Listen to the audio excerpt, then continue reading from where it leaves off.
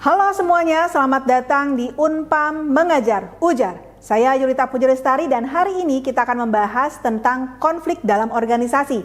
Materi ini penting karena mengintegrasikan bawahan dalam melaksanakan tujuan-tujuan menuju tujuan organisasi. Yuk simak sampai akhir.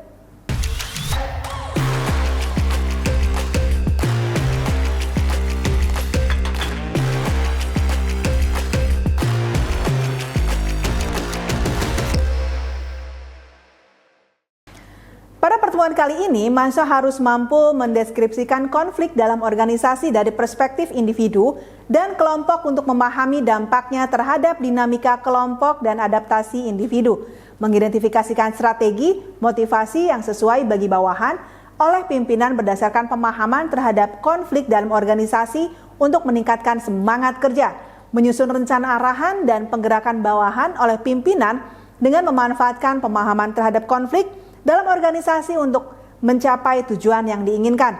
Menganalisis cara pimpinan dapat menggunakan pemahaman terhadap konflik dalam organisasi untuk mengintegrasikan bawahan dalam melaksanakan tugas-tugas menuju tujuan organisasi.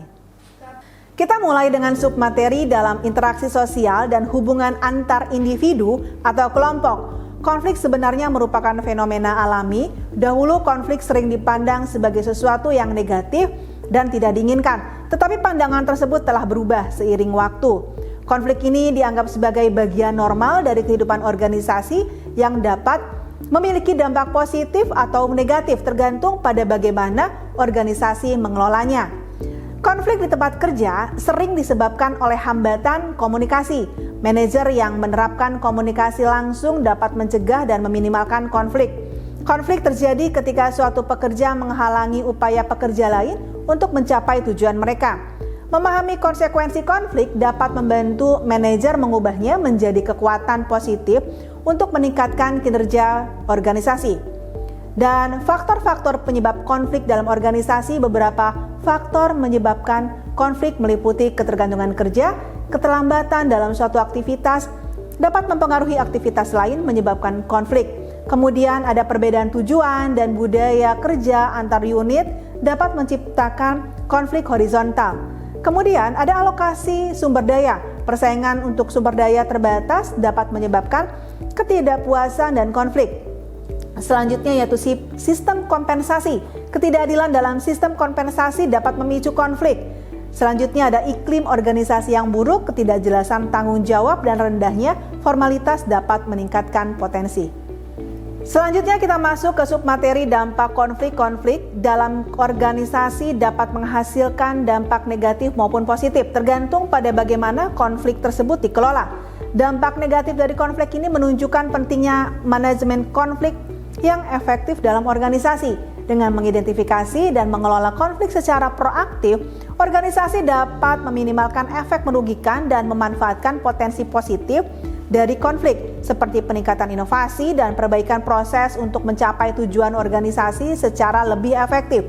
Konflik dalam organisasi meskipun sering dianggap sebagai fenomena negatif, juga dapat menghasilkan dampak positif yang signifikan jika dikelola dengan baik. Secara keseluruhan, dampak positif dari konflik menunjukkan bahwa jika dikelola dengan bijak, konflik dapat menjadi alat yang sangat berguna untuk mendorong pertumbuhan, inovasi, dan penyesuaian dalam organisasi. Manajemen konflik yang efektif memungkinkan organisasi untuk memanfaatkan potensi positif konflik, memastikan bahwa mereka tetap adaptif dan progresif dalam menghadapi tantangan masa depan. Manajemen konflik adalah ilmu yang mempelajari strategi untuk mengidentifikasi, memahami, dan mengendalikan konflik dalam organisasi. Tujuannya adalah mengurangi dampak negatif dan memaksimalkan manfaat dari konflik. Proses manajemen konflik meliputi identifikasi sumber konflik, analisis dinamika, dan penerapan teknik resolusi untuk solusi konstruksif.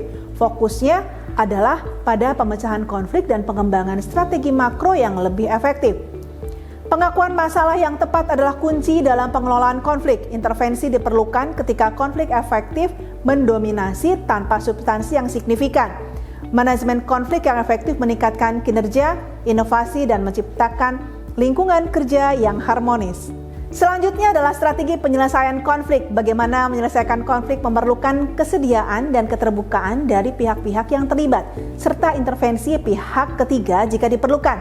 Ada beberapa strategi yang efektif termasuk negosiasi. Bagaimana mencapai kesepakatan yang memuaskan semua pihak dengan membawa kepentingan berbeda ke titik temu. Kemudian ada tujuan yang kolektif, menetapkan tujuan yang lebih besar daripada tujuan individu untuk mengatasi perbedaan. Yang ketiga, intervensi pihak ketiga, menggunakan mediator atau arbiter untuk membantu menyelesaikan konflik jika negosiasi tidak berhasil. Kemudian selanjutnya ada gaya manajemen konflik. Manajer perlu memahami berbagai gaya manajemen konflik untuk memilih pendekatan yang sesuai. Pemilihan gaya bergantung pada sifat dan tujuan konflik. Baik untuk meredakan pertentangan atau mencapai solusi, manajer harus ikut terlibat dalam mengelola konflik dan memfasilitasi komunikasi yang efektif.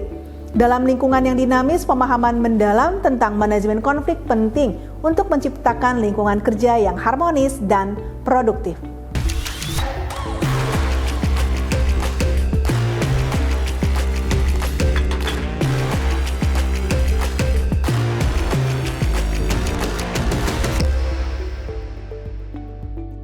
Halo mahasiswa, mari kita luangkan waktu sejenak untuk mengerjakan latihan yang telah disiapkan. Latihan ini adalah dalam konteks manajemen organisasi.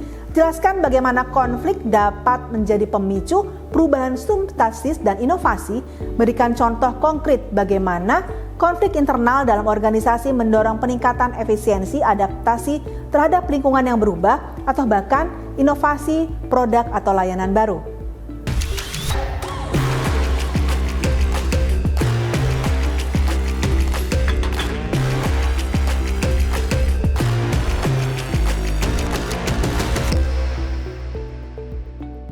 Tadi kita sudah membahas konflik dalam organisasi. Konflik sebagai fenomena alami. Konflik adalah bagian dari normal, dari interaksi sosial dengan dampak positif atau negatif yang tergantung pengelolaannya.